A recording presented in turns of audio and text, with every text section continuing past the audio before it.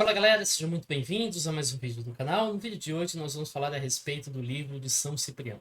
Então, o livro de São Cipriano é um livro de magia, considerado extremamente perigoso e portador de conhecimentos secretos que envolvem pactos com o diabo.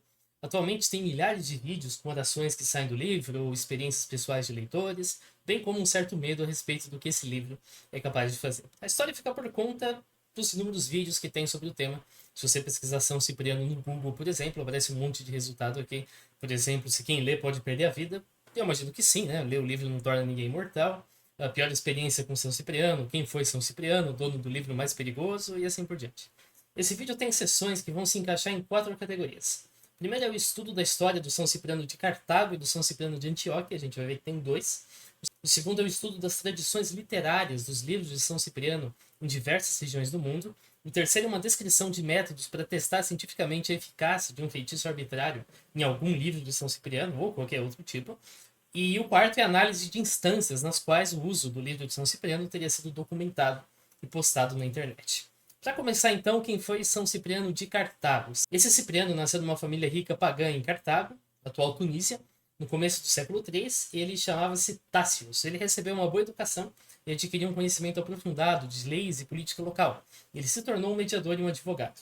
Não está bem claro como aconteceu a sua conversão, mas acredita-se que um presbítero chamado Caecilianus o convenceu a ser batizado. Isso aconteceu no ano 246. Ele adotou o nome Caecilius para homenagear esse presbítero e também o nome Cipriano. Após o batismo, ele doou grande parte da sua fortuna e das propriedades dele para os pobres. Pouco tempo depois, ele foi nomeado diácono e então padre. Entre 248 e 249, ele foi eleito bispo de Cartago. Cipriano era bastante popular entre os pobres que lembravam do seu ato de caridade, mas não era aprovado pelos membros mais antigos do clero. Era uma posição que durou todo o seu episcopado. Em 250, a gente tem o imperador romano Décio, que perpetrou uma perseguição contra os cristãos. Ordenou que essas pessoas fizessem sacrifícios de animais para os deuses romanos em toda a região. O Cipriano decidiu se exilar, ao invés de enfrentar uma possível execução, sob a justificativa baseada na Bíblia de que ele continuaria liderando os fiéis, mas a uma certa distância. Em Cartago, a perseguição fez com que vários cristãos acabassem realizando sacrifícios de animais para não serem punidos. Eles obtiveram então certificados que os romanos emitiram, e o Cipriano considerou que isso era um ato de covardia e demandou que os que tivessem aceitado esses termos passassem por uma penitência para serem admitidos novamente na igreja. Mas ele estava longe nessa época e os seus subordinados não seguiram essa recomendação. Milhares de cristãos foram admitidos sem penitência. Teve uma cisma em Cartago, dividiu a igreja entre os clérigos que se opunham ao Cipriano e os que eram favoráveis. Ele voltou para Cartago, convocou um concílio de bispos do norte da África para considerar o que fazer com esse pessoal. E ele adotou uma posição moderada e nos próximos anos a região enfrentaria fome e peste. E o Cipriano atuou para combater essas duas coisas e se tornou mais popular. Em 256, uma nova perseguição contra cristãos aconteceu, dessa vez sob o comando do imperador Valeriano, e teve a execução do Papa Sisto II. Em 257, o Cipriano foi levado para um oficial romano e se recusou a sacrificar animais e professou a sua fé em Cristo. Ele foi banido para Corba, de onde ele tentou guiar os fiéis. Porém, em 258, ele foi aprisionado sob as ordens de outro oficial romano e foi sentenciado à morte por decapitação com espada. Ele foi levado em praça pública. Lá ele removeu seus adereços, se ajoelhou, rezou e foi decapitado. O martírio dele foi seguido pelo martírio de 8 dos seus discípulos. Agora, o que esse São Cipriano de Cartago escreveu? Ele fez algumas obras, mas nenhuma delas corresponde aos materiais modernos que a gente encontra nos livros de São Cipriano. Todas elas são sobre os seus fiéis e sobre o ministério dele na igreja. Tem o Ad Donatum, em que ele fala sobre a corrupção no governo romano e sobre as lutas de gladiadores, dizendo que a oração é o único refúgio para o cristão. Tem o Testimonia Ad Quirinum, que tem 3 volumes e narra sobre os pecados dos judeus, a vinda de Cristo e lições disciplinares e locais. Durante o seu exílio, ele escreveu De Ecclesiae Catholicae Unitate, que discorre sobre a união da Igreja Católica, e depois de voltar ele escreveu De Lapsis, sobre os cristãos que haviam feito sacrifícios para pagãos, e também escreveu De Oratione Dominica, um tratado sobre orações que sobrevive apenas parcialmente. Muitos textos são chamados de pseudo-ciprianos, porque são atribuídos ao São Cipriano, apesar de não terem sido escritos por ele, mas sim por autores anônimos. É uma lista extensa, mas todos eles são também tratados católicos. Você deve estar pensando que isso é óbvio porque eu falei de Cipriano errado. É verdade. O Cipriano certo chama-se São Cipriano de Antioquia. A gente sabe que no século IV, portanto um século depois de São Cipriano de Cartago, A história sobre São Cipriano de Antioquia, que fica na atual Turquia, circulava em 3 versões escritas em gregos, que são contadas nesse link aqui. A primeira delas é conhecida como A Conversão. Ela se passa na Antioquia e começa narrando a história da Justina, uma mulher virgem que conheceu Cristo através de pregações da Bíblia e expressou seu desejo de se juntar à igreja. Essa ideia foi inicialmente rejeitada pelos seus pais, mas eles, nos sonhos, tiveram uma visão de Cristo e dos anjos, e eles procuraram então o bispo local e se converteram ao catolicismo, e Justina se tornou uma sacerdotisa. Um homem rico chamado Aglaida se apaixonou pela Justina e a pediu em casamento, mas ela negou todos os pedidos, porque, segundo ela era noiva de Cristo. Não satisfeito, esse cara procurou o Cipriano, que era um feiticeiro. O Cipriano foi incumbido com a tarefa de fazer a Justina se apaixonar pelo Aglaidas através de magia. Primeiro ele invoca um demônio que o instrui a derramar veneno sob a porta da casa da Justina. Mas ela acorda às 3 da manhã, reza, faz o sinal da cruz, se banha e assim resiste ao demônio. O demônio volta para o Cipriano e o instrui a derramar outro veneno. Isso é feito. O demônio entra na casa da Justina, mas dessa vez ela se levanta e com o poder da oração ela o expulsa. Mais uma vez, o demônio volta para o Cipriano e agora bastante envergonhado admite que é incapaz de trazer a Justina. O Cipriano então invoca um demônio ainda mais poderoso que promete acometer Justina com enfermidades e após vários dias fazê-la se apaixonar pelo Aglaidas. O demônio apareceu para Justina como uma virgem, mas ela logo percebeu que se tratava de uma enganação e o expulsou pelo poder de Cristo. O demônio voltou envergonhado para o Cipriano, admitiu que ele não consegue lutar contra Cristo. Cipriano então decide renunciar aos demônios e se doar para Cristo, convencido de que esse era um poder maior. Ele procura o bispo, dá a ele todos os seus livros de feitiçaria para serem queimados, volta para casa, destrói os seus ídolos e passa a noite rezando. No dia seguinte, ele volta à igreja, é batizado e rapidamente sobe na hierarquia eclesiástica. O segundo se chama A Penitência, escrito em primeira pessoa na voz do Cipriano. Ele começa citando a sua iniciação aos deuses gregos na infância, menciona que no Olimpo ele conheceu poderes de feitiçaria que envolviam manipular o corpo humano, manipular a natureza. Aos 20 anos ele menciona ter ido ao Egito e aprendido sobre demônios. Aos 30 ele menciona ter visitado a Caldeia e aprendido sobre astrologia. Ele conta que fez um pacto com o diabo e obteve controle de legiões de demônios. Com esses demônios, ele fez feitiçaria para pessoas que o procuravam na Antioquia durante muitos anos, até que em dado momento ele foi contratado para enfeitiçar Justina.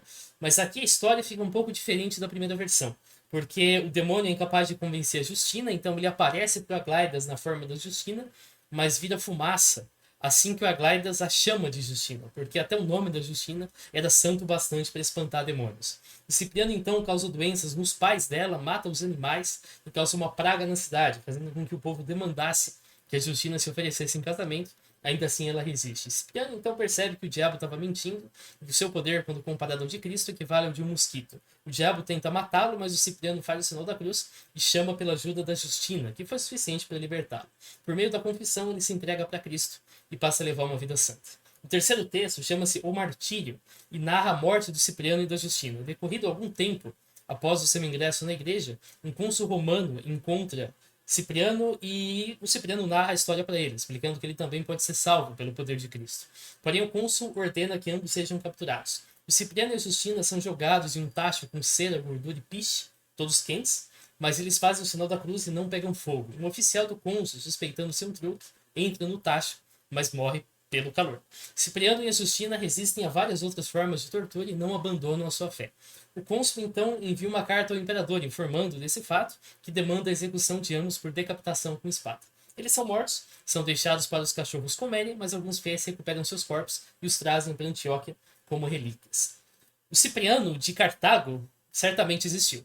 Existem milhares de evidências disso. A gente não pode dizer o mesmo de Cipriano e Justina. Por quê? Os textos 1 e 2 são escritos por autores diferentes, tem múltiplas contradições na história. Por exemplo, como que a Justina resistiu às tentativas de feitiçaria. O texto 2 parte da premissa que o autor já conhece a história do Aglaidas, mal menciona o Aglaidas, o que quer dizer que ele foi escrito em continuação a uma versão do texto 1, que é diferente e que já se perdeu. O texto 3, no original, usa termos que são diferentes dos textos 1 e 2, então indicando que tem ainda uma terceira origem. Esses textos sobrevivem na sua versão mais antiga, no grego e no latim, no manuscrito de 1643, chamado Acta Santorum. Porém, os textos 1, 2 e 3, tal como estão no Acta Santoro, são unidos em um poema épico numa obra encomendada pela imperatriz Eudócia do século V. E os textos 1 e 3 são traduzidos para o siríaco, e apenas o texto 3 é traduzido para o etíope. Aí, alguns pregadores do século IV, ao narrarem a história do martírio de Cipriano e Justina, mesclam com a história do único Cipriano que eles conhecem, o Cipriano de Cartago. Por exemplo, São Gregório Nazianzen, em um sermão, menciona Ciprianos, misturando a origem dele como feiticeiro, característica do Cipriano de Antioquia, com a sua luta contra as perseguições do Décio, que é uma característica do Cipriano de Cartago. Cipriano de Antioquia nem teria vivido na época do Décio. O poeta Prudêncio afirma que o corpo de Cipriano está na África, que é o caso do Cipriano de Cartago, mas afirma também que ele praticava feitiçaria, coisa que o Cipriano de Cartago nunca fez, o Cipriano de Antioquia fez. E não tem qualquer registro de Justina ou de feitiçaria na história de Cipriano de Cartago, que é bem documentada. Por outro lado, não tem nenhum registro em Antioquia que indique um bispo de nome Cipriano. Então, Cipriano de Cartago sim existiu, tem milhares de registros, mas o Cipriano de Antioquia e a Justina não, eles são simplesmente uma lenda. É uma versão lendária que narra aqui a respeito do poder de Cristo versus o paganismo e assim por diante. Mas é simplesmente uma versão lendária. Aí nós temos várias tradições de livros que são atribuídos a São Cipriano. Vamos começar com a tradição alemã. São vários manuscritos que fazem a tradição dos grimórios alemães, mas apenas um deles é associado ao São Cipriano. É o manuscrito chamado Clavis Inferni Sive Magia Albait Nigra Approbata Metratona, que se traduz para Chave para o Inferno com magia negra e branca provada por Metratron, e assinado pelo professor Cipriani. A datação do livro é esse número romano aqui, que significa 1717, mas quando você olha ali com uma lente de aumento, você vê que o quarto caractere antes do fim era originalmente um L, que foi reescrito para ser um X. Então aqui é para ser um L. Então a data correta seria 1757. A gente sabe que ele é esse manuscrito europeu e que ele não corresponde a nenhuma outra tradição de livros de São Cipriano. Mas a gente não é capaz de precisar exatamente o local. A gente só sabe que ele foi recebido por uma pessoa da Alemanha, e a gente sabe que ele segue mais ou menos a tradição de outros grimórios alemães, mas não dá para ter certeza. Ainda assim a gente chama de tradição alemã. A presença central no manuscrito é o Metatron, descrito como o príncipe do semblante divino. Ele guarda todas as chaves, os segredos, e também guarda o segredo para o inferno, e tem uma lista de 4 reis demoníacos ilustrados no manuscrito e acompanhados do desenho das formas humanas e bestiais, além do nome dos anjos que as restringem, conforme você vê aqui. Aqui, a gente pode identificar várias fontes para esse grimório. Maimon inicialmente ocorre no Heptameron, que é uma obra do Pietro de Albano do século XIII. Uricus, que é provavelmente uma tradução errada de Urieus, vem do Magia Matemática, que foi escrito em 1589 por Giordano Bruno. Cada rei demoníaco é associado a um ponto cardial. Isso acontece em vários grimórios. O alinhamento desse grimório é condizente com De Oculta Filosofia, escrito em 1531 por Agripa, e também no sexto e sétimo livro de Moisés, que começaram a circular como panfletos baratos na Alemanha em 1734 e não foram escritos por Moisés. As figuras das formas bestiais dos reis demoníacos são muito similares aos que você encontra no Magia Naturalis et Naturalis, de 1612. Esse grimório tem alguns truques de criptografia. Por exemplo, a escrita de frases de trás para frente, o uso de letras gregas para indicar nomes de anjos ou de Deus. Na última página tem o que chama-se de alfabeto de Cipriano. É simplesmente uma cópia da tabela presente no livro Poligrafia, de 1518. O manuscrito é curto, mas instrui o mago a invocar um demônio dentro de um círculo, no qual ele vai ficar até ser dispensado. E no final tem a recitação para dispensar o demônio e instruí-lo a voltar conforme comandado. Aí nós temos a Escandinávia, né? Finlândia, Noruega, Suécia. Na Escandinávia, múltiplos livros conhecidos como livros negros existem. E nesse link aqui, nesse estudo, você encontra uma estimativa de um total de 150 a 200. O mais antigo desses livros negros é de 1480. Chama-se Binding-Book. Está disponível nesse link aqui. Ele foi escrito por várias pessoas, tem orações e receitas médicas, tem uma seção de orações para a Virgem Maria, uma seção com regras de etiqueta, uma seção para a cura de doenças do cavalo, uma seção com instruções para o manejo do solo, e várias páginas com cuidados para a saúde humana, que parecem bastante racionais e com uma relação de causa e efeito bem definida. Então é uma erva que cura tosse, sendo aplicada para tosse, então beleza. Porém tem uma seção de feitiços, que envolvem ações como controlar uma mulher, ganhar o amor de uma mulher, identificar um ladrão, ladrão, capturar um fugitivo, tirar o corte da espada de um inimigo, proteger uma mulher enquanto ela dá luz, ou acalmar um cachorro. Esses feitiços misturam crenças cristãs e pagãs. Revelam que os autores não tinham muita importância em utilizar uma cosmologia fixa, em definir por que essas coisas funcionavam. Os plebeus da época, que era para quem esse livro era dedicado, não tinham muito interesse no aspecto cosmológico dos feitiços, mas sim com seus funcionamentos. O Virgem Boca não é assinado por ninguém, não é de São Cipriano, mas tem vários livros da tradição que levam o nome de feiticeiros famosos, entre eles Ciprianos. Uma dissertação, com esse título aqui que eu não vou ler, estuda diversos livros negros, alguns atribuídos a São Cipriano. Um deles chama-se Ciprianus Conster des Inhat, que se traduz para as artes e doutrinas de Cipriano e seu uso. É de 1857. 2/3 do manuscrito envolve curas diversas, ao passo que 1/3 envolve vantagem pessoal, como a descoberta de tesouros usando uma vareta, e olhar o futuro, vidência com secreções do olho do cavalo. Então você passa a mão embaixo do olho do cavalo, pega a secreção, passa no seu olho, e você vai ver o futuro, que eu imagino que seja conjuntivite, mas ok. Um feitiço envolve causar diarreia num ladrão de leite, também. Todo manuscrito segue uma narração contínua. Cipriano é só mencionado no começo do texto, dentre as diversas invocações que são realizadas. Outro chama Schwarzenbock van Nohascan, que se traduz para Livros das Artes Negras da província nortenha de Scania, de 1881. É um longo exorcismo para livrar pessoas de demônios, e também apenas menciona o Cipriano dentre as invocações realizadas. O próximo chama-se Supriania, data de 1858. Ele tem majoritariamente rezas para curas diversas, nariz sangrando, feridas sangrando, envenenamento, picada de cobra, dores, câimbras, mas tem uma oração para necromancia, que permite reviver o morto e fazer esse morto responder apenas 3 palavras para você, para então desaparecer. Um caso bastante curioso é o Old Tale Sortebog. Aqui, o Cipriano é uma freira mexicana. Ele apresenta Cipriano como sendo uma mulher, uma freira mexicana muito bonita e sedutora, mas que recusa os avanços de um clérigo. E esse clérigo aprende numa cela. Lá, ela teme pela sua vida, ela rasga pedaços da sua roupa e escreve em sangue os segredos que ela conhece. O monge recupera esse material e traz, então, o livro para a Europa. Essa obra tem uma tabela astrológica associando o temperamento e mês de nascimento. Tem uma série de fórmulas que você tem que ler ao contrário para curar todo tipo de enfermidade e até mesmo para pacientes terminais. As fórmulas se baseiam no princípio de que você pode transferir uma enfermidade para um objeto, uma planta, um animal, bem como na crença tradicional de que para combater o mal você precisa do mal. Isso quer dizer que são ingredientes usados, repulsivos, urina, carne podre e assim por diante.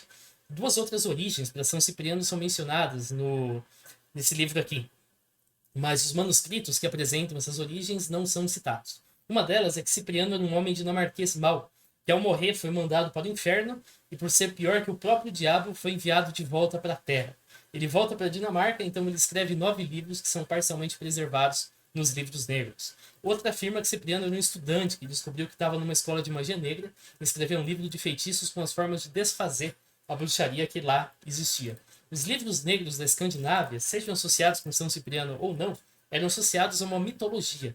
Uma delas envolvia um tema bastante popular em contos da região, que era o livro sendo encontrado por alguém inexperiente que conjurava um demônio e, para se salvar, precisava dar ao demônio uma tarefa impossível, por exemplo, esvaziar um fiord, desfazer todos os nós de uma rede de pesca, dar um nó numa corda de areia, até que o dono do livro aparecesse e expulsasse o demônio devidamente. Outra lenda afirma que o livro não pode ser descartado, porque sempre volta ao seu dono de alguma forma e só pode ser queimado com certas orações. Nos Estados Unidos hoje não tem uma certa tradição de São Cipriano, mas os imigrantes da Escandinávia trouxeram seus livros negros para o Novo Mundo, e algumas edições foram publicadas em inglês. Uma delas é de Chicago, é de 1992 e muitos médicos usavam quando outros tratamentos não funcionavam. Com o passar das décadas, essa crença na eficácia dos ensinamentos desses livros foi decaindo e as novas gerações passaram a vê-lo apenas como uma mera curiosidade. Aí nós temos a Espanha, a tradição espanhola. A lenda do São Cipriano da Justina se manteve bastante popular na Europa. Muitas vezes era mesclada com a história do Cipriano de Cartago, como a gente sabe. No século XV, nós temos a prensa de tipos móveis e a publicação de cartilhas com orações se tornou comum. Uma das mais populares era a oração para São Cipriano. Já era impressa na Espanha em 1498. Rapidamente se difundiu por toda a Europa. Essas orações não eram usadas tanto em contexto de devoção, mas sim de magia, e foram proibidas pela Igreja algumas décadas depois. A descoberta de cartilhas sobre mágica e a punição dos que portavam essas cartilhas era uma das tarefas da Inquisição. Um exemplo se encontra nos Processos em la Inquisição de Toledo, de 1610, no qual é descrita a apreensão e destruição de um livro de San Cipriano, que era usado para localizar tesouros. A gente tem também um processo contra Juan Rodrigues, de 1802, que menciona também um livro de São Cipriano. O José Leitão, na sua obra a respeito de São Cipriano, defende que esses livros tinham uma mistura de magia tradicional dos povos ibéricos e conhecimentos dos povos africanos, transcritas sob uma visão cristã. Infelizmente, a maioria dessas obras não foi preservada, e provavelmente era uma tradição de dezenas de manuscritos diferentes, com trechos que faziam intersecção. As primeiras edições dos livros de São Cipriano começaram a circular pela Península Ibérica no final do século XVIII. Na Espanha, tem duas linhagens distintas de livros de São Cipriano. A primeira delas é simplesmente uma tradição do Grand Grimoire, um grimório francês de 1602, que é traduzido para o espanhol e que contém trechos retirados da Chave de Salomão e da Chave Menor de Salomão, ambos grimórios mais antigos que são falsamente atribuídos a Salomão. Um exemplo dessa linhagem é o livro de San Cipriano, de 1685, que tem vários volumes. O primeiro traz como tema principal a invocação do demônio Lucifugo Hofocali, ao passo que o segundo é uma instrução de como realizar um pacto com o diabo. Esse pacto não vai ser pago com ingredientes mágicos ou com instrumentos, mas com a própria alma. É um livro, portanto, dedicado aos pobres, que não tem outro recurso para pagar um pacto. E tem então um catálogo de demônios, ofícios e pactos. A obra termina com uma quarta sessão, que traz o que o feiticeiro pode fazer depois de um pacto. Ganhar jogo de azar, conversar com o espírito, conquistar a mulher e até mesmo recuperar a receita da pedra filosofal, que é uma substância que transmuta metais e garante a vida eterna. Outra linhagem é uma criação totalmente espanhola, e é a magia branca. São exorcismos e rezas para se livrar de demônios, curar doentes, encontrar itens perdidos e se proteger contra o mal olhado, com algumas edições até mesmo contendo conselhos para líderes religiosos. Além disso, essas edições tinham instruções para encontrar tesouros escondidos com rezas para Deus, santos e anjos, acompanhadas de uma lista de locais na Galícia, essa região aqui bem ao norte de Portugal, mas que pertence à Espanha, onde você poderia localizar tesouros.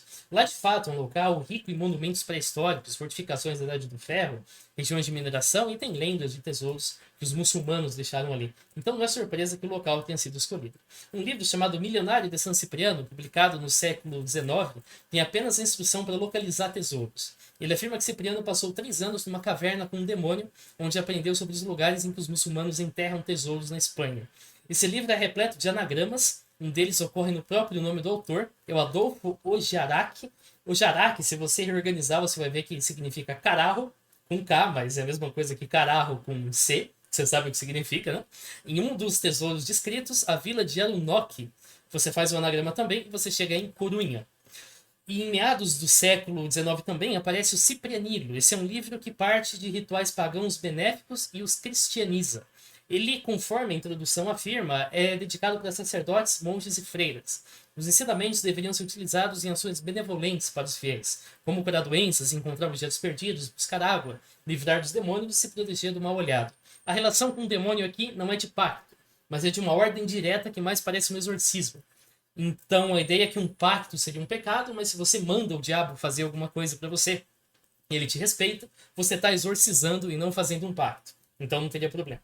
Nesse contexto, a lenda é contada como um pagão que se converteu ao cristianismo e escreveu ensinamentos sobre como comandar demônios para ações benéficas. Os livros tradicionais trazem a localização dos tesouros em 2 etapas. Um interrogatório ao demônio para descobrir a localização e um exorcismo para separá-lo do tesouro. O interrogatório, porém, seria um pecado. E o Ciprianilo substitui pelo uso de uma vareta. Então você faz uma vareta mágica de madeira e aí a vareta te ajuda a localizar o tesouro. Outro livro, chamado Livro Magno, usa outra estratégia. Você desencanta o tesouro segundo uma série de orações que envolviam anjos e santos. Então tem simplesmente uma listinha de locais onde pode ter tesouro. Os livros de São Cipriano que chegam na América Hispânica seguem a tradição de magia negra, tem uma mescla de simpatias populares com o Grande Grimoire. Esse é o caso do Livro de San Cipriano, livro completo de magia, ou seja, Tesouro del Hechero, publicado em meados do século XX. Aqui quem assina o livro é um monge alemão chamado Jonas Sulfurino. A existência desse monge no mundo real é nula. A gente tem agora a tradição portuguesa. Assim como na Espanha, a gente tem registro de orações para São Cipriano.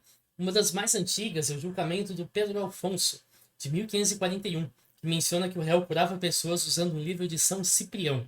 Uma versão publicada em português entre 1685 e 1900 chama-se O Grande Livro de São Cipriano, ou Tesouro do Feiticeiro. É esse livro aqui.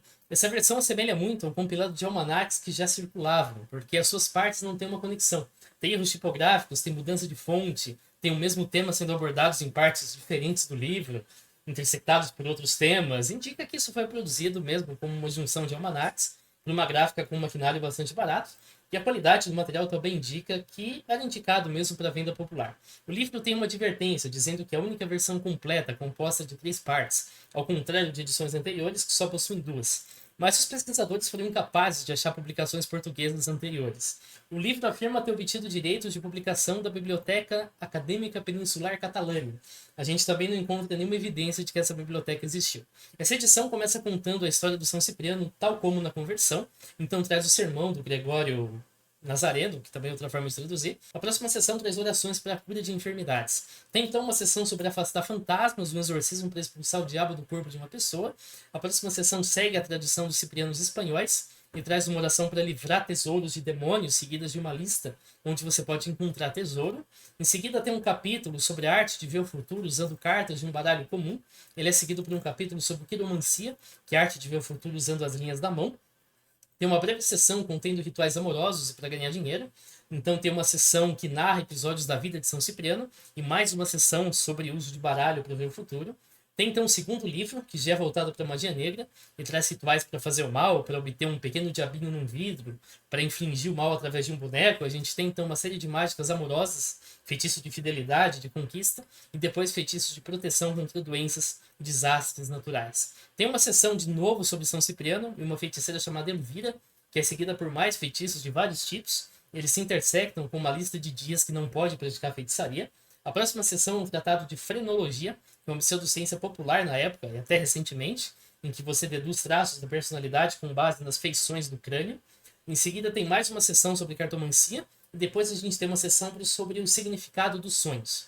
O terceiro livro traz uma história chamada Os Prodígios do Diabo, em que um lavrador encontra um livro de São Cipriano e o usa para descobrir tesouros. Depois mais feitiços, depois outro manual de quiromancia, depois uma lista de tesouros e depois um capítulo sobre como produzir ouro e depois a história da sempre noiva, é uma bruxa de Évora, que faz um feitiço para que os casamentos de uma mulher nunca se consumam. Ambas as histórias vêm de outros livros, e a primeira foi adaptada para incluir São Cipriano. A segunda nem tem a participação do São Cipriano. Mas ainda assim, a bruxa de Évora iria ser incorporada nas tradições de São Cipriano brasileiras.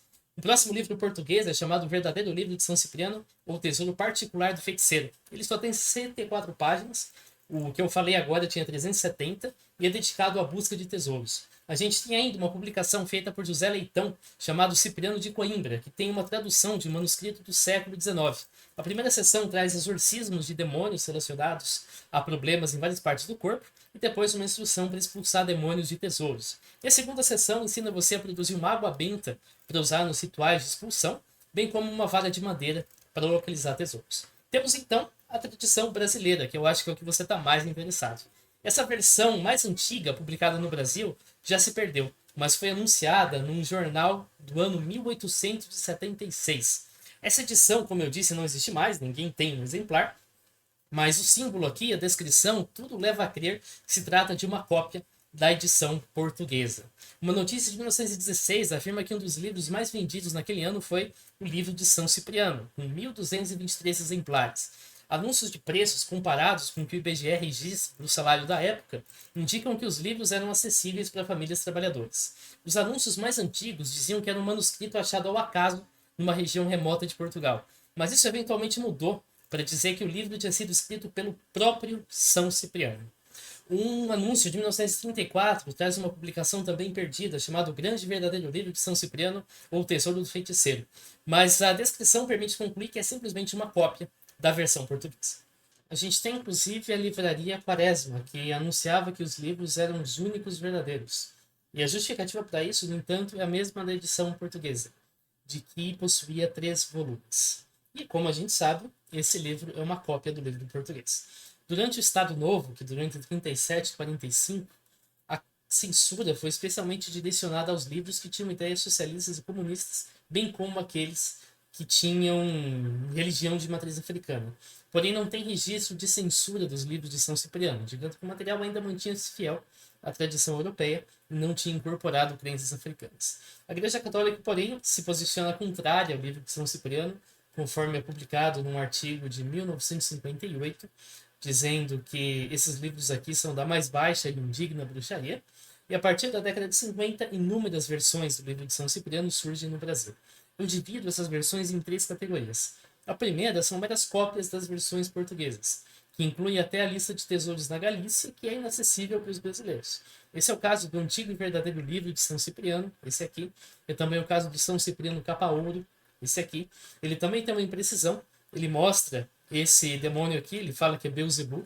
Na verdade, isso aqui é uma gravura de Baphomet, feita originalmente em 1856. Tem também o São Cipriano Bruxo Capa Preta, esse aqui, que tem um embelezamento da história de São Cipriano, no qual ele se dirige ao palácio do rei da Pérsia para pedir a mão da sua filha, que chama-se Necar. Não tem nenhum registro de uma princesa chamada Necar no mundo real.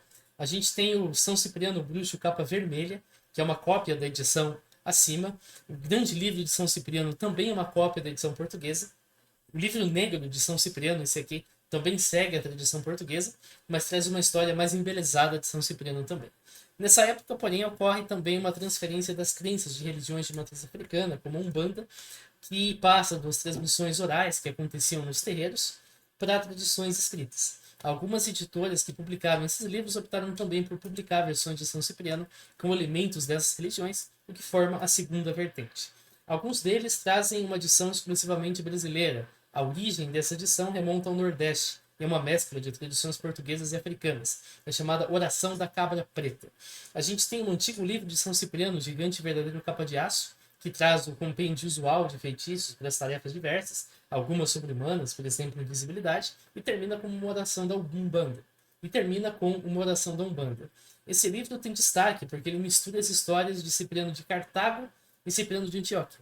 Ele cita o Tácius Caecilius Ciprianus, que é o nome do Cipriano de Cartago, como sendo o Cipriano de Antioquia. Para o autor dessa obra, a distinção entre os dois é uma hipótese marginal e não um conhecimento consolidado, que é o que é no mundo real. O autor ainda mistura a história de São Cipriano com a história da bruxa de Évora, da sempre noiva. E diz aí agora que o São Cipriano teria herdado os manuscritos da bruxa quando a bruxa faleceu. Originalmente, a história da sempre noiva e a história de São Cipriano não tinham nenhuma relação. Outro livro dessa vertente é esse aqui, Magias, Feitiços, Rituais e Simpatias de São Cipriano. Ele se limita a trazer feitiços para todo tipo de fim, mas faz um encaixe explícito na cosmologia das religiões de matriz africana. Outro livro ainda, chamado O Livro de Orações, Rezas e Feitiços de São Cipriano, traz vários tipos de feitiços, mas uma quantidade menor, e com meras menções às entidades de matriz africana. A gente tem o grande e verdadeiro livro Vermelho e Negro de São Cipriano, que traz feitiços com ilustrações para a realização. Alguns conferem poderes super-humanos, e tem uma cosmologia no qual a magia é universal e pode ser feita evocando entidades de qualquer religião, inclusive da Umbanda, conforme ele cita. A terceira vertente traz trabalhos de origem brasileira que usam animais, plantas e objetos, mas não cita explicitamente as entidades de matriz africana. Um exemplo é o Breviário de São Cipriano. Esse livro começa com o embelezamento da história, que inclui a bruxa de Évora, segue um ritual de iniciação que envolve sacrifício de animal, e então tem uma instrução para invocar demônios, que quer proferir palavras em latim. Tem uma seção astrológica com feitiços que são associados a planetas e momentos adequados, uma lista de demônios, uma série de feitiços que envolvem curas, proteção, amor, cuidado com a lavoura, sorte, causar mal a outras pessoas e assim por diante. No meio dessa sessão tem invocações para demônios. Tem dois detalhes aqui. Alguns feitiços são repetidos com receitas diferentes, indicando que tem um pouco de cópia da tradução portuguesa, e alguns conferem poderes sobre-humanos, como invisibilidade e levitação. A gente tem um livro chamado Antigo Grimório de São Cipriano, que é uma cópia dessa obra acima. Também é o caso do Livro Negro de São Cipriano das Almas, cópia. A gente tem o São Cipriano, Livro de Orações, Rezas e Feitiços, é menor que esse anterior, todos eles, mas traz muita coisa idêntica. O Livro da Bruxaria de São Cipriano também é uma cópia desses anteriores. E o livro São Cipriano, Feiticeiro de Antioquia, também. E a gente tem um livro que não se encaixa nessas tradições. Chama-se Livro de São Cipriano Feiticeiro. Ele parece ser uma edição exclusivamente digital, a fonte é muito grande, seria muito caro imprimir um livro desse. Ele combina conteúdos de diversos livros. E o foco são recitações orais, ao invés de trabalhos materiais. Aí a gente tem o surgimento da internet e uma nova tradição. Nessa tradição, as pessoas pegam feitiços em particular e fazem vídeos curtos e atribuem esses feitiços a São Cipriano. Esses vídeos são feitos com base no livro que o autor possui, o qual ele acredita ser o verdadeiro livro de São Cipriano. Então tem aqui oração perigosa, que traz o amor de volta com urgência, reza forte para ganhar dinheiro rápido, vem muito dinheiro 100% garantido, e assim por diante. Esses aqui são retirados de um desses dezenas de livros de São Cipriano que a gente já verificou. Mas qual que é o livro verdadeiro? A maioria das publicações chamadas livros de São Cipriano alegam ser verdadeira dentre um mar de imitações. Apesar da resposta para essa questão depender da definição de verdadeiro, ela vai ser essencialmente a mesma para qualquer definição. Se verdadeiro para você é aquele que foi escrito de fato por São Cipriano, então eu tenho más notícias. Nenhum dos livros é verdadeiro. São Cipriano de Antioquia não existiu. O São Cipriano de Cartago deixou vários escritos, mas nunca escreveu sobre magia. Todos os livros de São Cipriano que circulam são uma mescla de crenças populares com outros grimórios mais antigos que não tem nada a ver com São Cipriano, e depende da tradição que você pegar, vai ser crenças daquele local. Alguns, por exemplo, esse cara aqui no YouTube, afirmam que tem uma biblioteca na Espanha, que tem o verdadeiro livro de São Cipriano, são 20 volumes, e que esses aí são retirados desses volumes. Essa informação é falsa, nenhuma edição conhecida chega a esse tamanho, e nenhuma biblioteca na Espanha, em qualquer lugar do mundo, afirmou possuir 20 volumes escritos por São Cipriano, ou em um manuscrito da tradição de São Cipriano. Se a definição de verdadeiro for aquele que é mais antigo, então a gente simplesmente não sabe qual é o livro verdadeiro, porque ele provavelmente já se perdeu. Os feitiços associados a São Cipriano começaram a circular na Idade Média, por meio de tradições orais, e depois eles foram passados para cartilhas, que depois se tornaram os livros, como a gente já viu. Se você quer fazer uma pesquisa que vai determinar qual o manuscrito mais antigo existente, você até pode ter sucesso, mas você vai precisar datar por radiocarbono o material de todos os manuscritos conhecidos. Datar por radiocarbono é uma das opções, porque nem todo manuscrito tem data. Então, de alguma forma, você vai ter que datar, talvez por outros grimórios, talvez por estilo, talvez porque eles mencionem algum monarca, etc. Você vai ter que dar um jeito de datar. Aí você vai ter que localizar esses manuscritos, que para isso você vai ter que olhar o arquivo de todas as bibliotecas da Europa, isso considerando que o manuscrito surgiu no Velho Mundo. E ainda assim você não vai ter uma resposta conclusiva, porque novos manuscritos aparecem de tempos em tempos que estavam numa coleção privada. Não sei quem tinha uma coleção de manuscritos, a pessoa morre, o filho herda, opa, achei um São Cipriano aqui, deixa eu contatar um pesquisador e aí sai uma publicação. Se a definição de verdadeiro é aquele cujos feitiços realmente funcionam, então essa pergunta mais uma vez não tem resposta. Em primeiro lugar, porque nenhum livro contém um conjunto único de feitiços. Todo livro tem ao menos alguns feitiços que vêm de outros livros. Uma pesquisa de quais feitiços realmente funcionam para compor um livro de feitiços comprovadamente eficazes, que não viriam de São Cipriano, mas sim da cultura popular, pode ser realizada seguindo o método que eu vou falar nas sessões seguintes, mas seria extremamente extensa e cara. Tem quem questione, será que uma pesquisa científica pode ser aplicada para checar algo metafísico? Mas essa pesquisa não visa checar a atuação de espíritos ou qualquer coisa sobrenatural. A pesquisa visa checar se um procedimento tem eficácia. Nesse caso, o procedimento envolve realizar um ritual. Um resultado negativo indica que o procedimento não parece funcionar. Um resultado positivo indica que o procedimento parece funcionar. Se você tem um resultado positivo, então você tenta replicar o experimento e tenta isolar a causa. Tem estudos científicos, por exemplo, para determinar a eficácia terapêutica da oração. Então aqui a questão não é se Deus existe, se espíritos existem, não, é se a oração tem algum resultado. Se o estudo chegasse na conclusão que sim, aí a gente tentaria isolar as causas e tentar descobrir por quê. Então o que eu proponho a seguir não é inédito. Então, tem alguns feitiços que produzem mágica. Alguns feitiços produzem reações que são imediatamente constatáveis e que um ser humano não consegue fazer.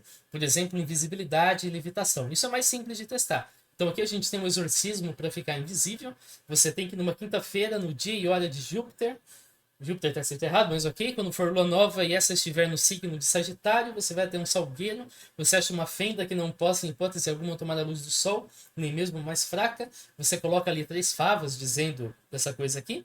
Depois você deixa ali durante uma lua nova. Você pega as favas, sem que ninguém te veja. Depois você pega o raminho do salgueiro, de onde tirou as favas, perdão. Repete os nomes, coloca a fava entre os dentes, porque os dentes se comunicam com o osso da cabeça, deixando assim a pessoa invisível.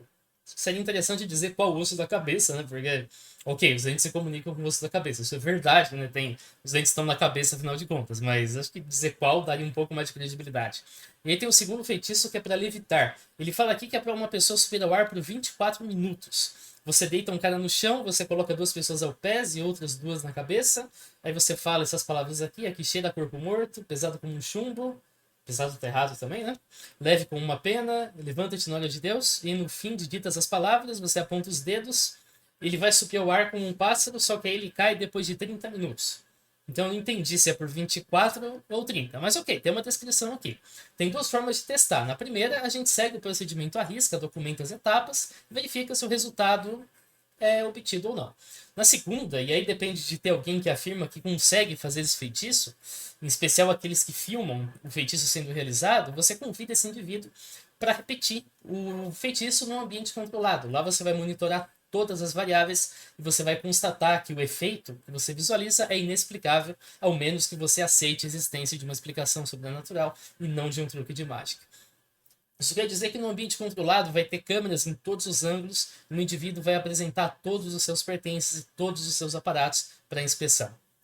Se a justificativa de que o feitiço não funciona em ambiente controlado foi apresentada, então o feitiço é indistinguível de um mero truque de mágica, e a gente tem toda uma tradição de mágicos ilusionistas que mostram que existem truques bem impressionantes. Agora, tem alguns feitiços que produzem consequências cotidianas. Então, eles não prometem um resultado fantástico, inexplicável, como levitar ou ficar invisível. Mas eles facilitam algo cotidiano, ganhar num jogo de azar, conquistar um parceiro romântico, curar uma doença. Tudo isso pode acontecer na vida real, sem forças sobrenaturais. Geralmente, quando uma pessoa faz um feitiço do tipo, ela faz outras coisas juntos para obter esse fim. Por exemplo, se ela quer conquistar um amor, é provável que você vai conversar com a pessoa que você deseja, você vai flertar, você vai chamar ela para sair e assim por diante. Em outra situação, se uma pessoa procura um feiticeiro para curar uma tosse, é provável que ela também vai tentar outras coisas, como chá, medicamento e assim por diante. Então é impossível partir de um caso em que o feitiço levou ao resultado e concluir que tem uma relação de causa e efeito entre o uso do feitiço e o resultado. Por isso você tem que usar um método de pesquisa. Qual que é esse método?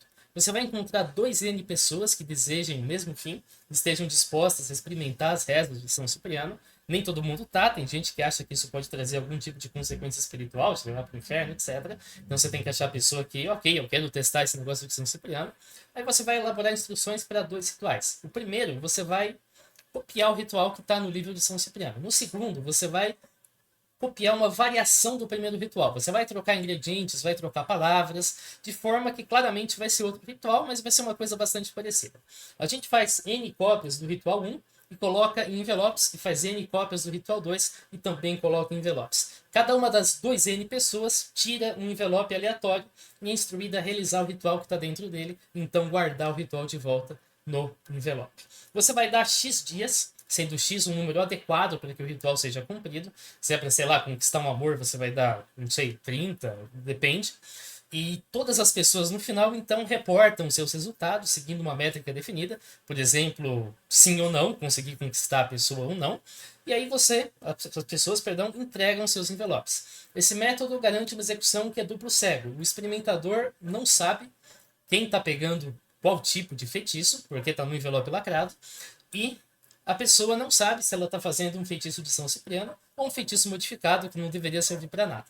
Então você vai abrir cada envelope, você vai identificar agora sim se o participante fez parte do grupo 1 e 2 e você vai preencher essa matriz indicando o número de respostas sim e não em cada grupo. Então aqui você vai preencher o número de pessoas do grupo 1 que responderam que sim e que não, e do grupo 2 a mesma coisa. Se o feitiço não tem eficácia, é esperado que o número de sim e não dos grupos 1 e 2 vai ser aproximadamente o mesmo. Aí você faz um teste de hipótese. Você parte da hipótese nula, que é o feitiço não tem eficácia, e você calcula, considerando que o feitiço não tem eficácia, qual a probabilidade de você obter a matriz que você obteve. Caso a probabilidade seja alta, então você não consegue rejeitar a hipótese nula e a gente não pode concluir que o feitiço tem eficácia. Caso a probabilidade seja baixa o bastante, então a gente rejeita a hipótese nula e conclui que o feitiço tem eficácia. Se a gente rejeita a hipótese nula, então você precisa de novos estudos para descobrir se esses resultados são replicáveis, bem como para isolar as variáveis que fazem o feitiço funcionar. Seria um ingrediente, seriam as palavras, seria uma força que a gente desconhece e não documentou até o momento, e aí você continua com a sua investigação. Os livros são perigosos de se possuir? Testar isso de maneira física envolveria comprar um exemplar de todos os livros que a gente mapeou. Isso é inviável. Muitos livros sequer são vendidos atualmente e outros são raros e custam centenas de reais. Acho que eu gastaria uns 3 mil reais para fazer uma coleção completa de São Cipriano. Esse vídeo não vai render 3 mil reais. Tem ainda crenças segundo as quais os livros só possuem poder se eles forem presenteados. Então isso impediria o nosso teste. Agora, para fazer essa pesquisa, eu baixei todas as edições digitais de São Cipriano que eu consegui e obtive 22 livros. Tá aqui a nossa lista de livros. Eu upei esses livros no Mega para quem quiser conferir, para quem quiser baixar. Vai ficar lá. Sair do ar saiu, mas enquanto está no ar fica lá. Então aqui você tem todos os livros que eu separei com miniaturas e tudo bonitinho. Alguns estão em português, a maioria tem em português, na verdade, mas nós temos alguns em outros idiomas também. E não aconteceu absolutamente nada, como eu disse. Não teve nada de anormal, não sofri absolutamente nada fora do que eu esperava. Se demônios viajam por cabos de rede, então esse material parece seguro. Eu disse que os livros podem ser baixados e vale lembrar que as alegações sobre a periculosidade do livro também podem ser testadas seguindo os métodos que eu delineei nas sessões anteriores. Será que tem instâncias documentadas do uso dos feitiços de São Cipriano? Se você pesquisar na internet, a maioria dos vídeos de São Cipriano são os feitiços que seguem aquela tradição que eu já expliquei para você, mas alguns mostram supostos usos do livro.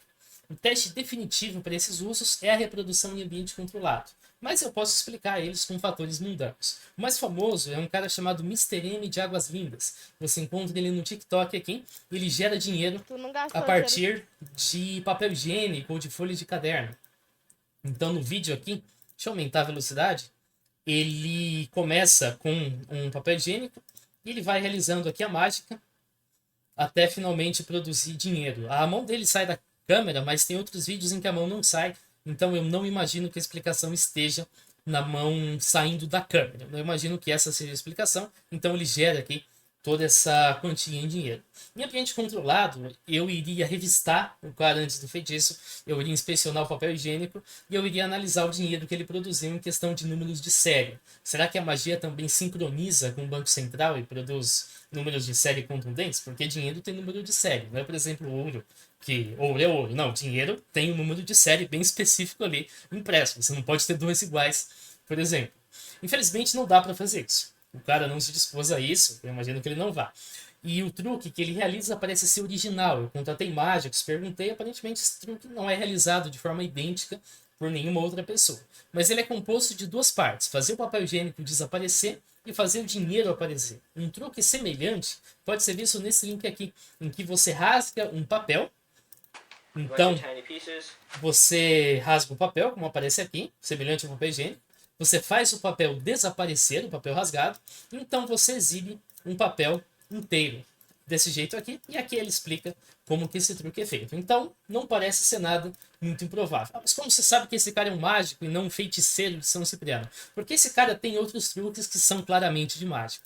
Esse aqui não é nem um truque de mágica, é um truque de edição de vídeo, em que esse cara faz um toco de madeira levitar. Então ele mexe aqui no toco e aí depois esse camarada aqui atrás, que eu não sei o que ele está fazendo, eu vejo esse camarada aqui agora, mas aí ele vai fazer isso aqui. Então ele vai atrair o toco para ele. É bem evidente que isso aqui está ao contrário, ele simplesmente jogou o toco e depois ele reverteu o vídeo para o toco ser atraído. Não é nenhuma mágica de São Cipriano. E um outro que ele faz, está aqui no YouTube Shorts, ele trabalha com uma colher. Então ele parte dessa colher aqui, ele vai entortar a colher conforme ele mexe a mão, desse jeito aqui.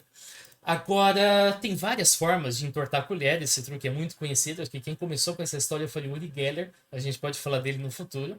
E nesse caso, o cara escolheu a forma mais simples de fazer o truque, a colher já está torta, ele simplesmente mexe a mão para realçar a curvatura. Como que eu sei disso? Eu peguei as duas cenas, antes e depois da colher entortar, eu tracei aqui uma linha sobre a colher, eu dei Ctrl C, Ctrl V nessa linha, essa linha aqui é idêntica, e ela continuou igual sobre a colher. Então, essa colher está idêntica a essa colher. A colher não foi entortada durante o truque. O que ele fez foi mudar a mão para parecer que a colher entortou. Mas se você traçar uma linha aqui, você vai ver que a linha é exatamente a mesma na colher antes e depois. A colher não mexeu nada nesse processo, foi a mão dele que deu a inclinação. Tem um outro caso que mostra uma suposta oração de invisibilidade. O homem não some para a câmera, mas o homem some para quem está perseguindo ele. Então aqui você tem esse cara, ele tem 2 minutos o vídeo, vou acelerar. Ele faz aí umas rezas, ele deita e as pessoas que estão perseguindo ele não o encontram de forma alguma, procuram várias vezes, até escalam o muro, não encontram e vão embora. Então, claramente não funcionou para a câmera, mas teria funcionado para os perseguidores. Isso seria, portanto, uma oração de São Cipriano. Porém, a gente tem aqui Baby Kale TV. Isso aqui corresponde a uma página que nós encontramos no Facebook. Cliquei no lugar errado, perdão. Essa página no Facebook publica vários vídeos que são virais, mas que na verdade são ensinados. Então aqui nós temos a página no Facebook, ela já apagou aquele vídeo que mostrava a cena na... Essa aqui é a cena de São Cipriano, porém tem vários outros, inclusive alguns que usam esse mesmo estilo de câmera encontrada. Essa aqui é a página, são pessoas que têm... São vários amigos que têm moto e que fazem vídeos juntos para ensaiar. Aqui nós temos as fotos, mas se eu selecionar aqui para vídeos, você vai ver uma série de outros vídeos em que eles ensaiam situações parecidas. Por exemplo, aqui o cara tá com uma arma, então seria um suposto assalto e assim por diante, mas são simplesmente versões que são encenadas. E tem mais uma coisa, isso aqui você pensa que é registro da câmera de segurança, 3 decibéis, 12 bits, alto. É bem estranho porque ele começa em 0, então isso já me levantou uma suspeita. E eu confirmei que isso é de fato só um filtro. Fazendo uma pesquisa por esses termos aqui, eu acabei chegando numa postagem no Reddit em que nós temos o mesmo filtro sendo utilizado. Então eles simplesmente pegaram uma filmagem feita com uma câmera normal e depois pioraram a qualidade e colocaram um filtro em cima de câmera de segurança. Aí nós temos o Lázaro Barbosa, um assassino em série que alguns dizem ser usuário do livro de São Cipriano, mas o livro não consta entre os pertences que a polícia apreendeu.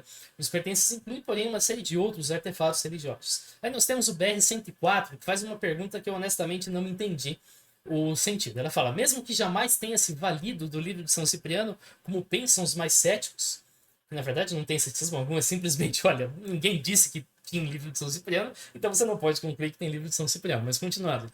O que explica os rituais de magia negra encontrados na mata pela polícia? O que explica a forma brutal como ele matou a última vítima da chacina, perdão?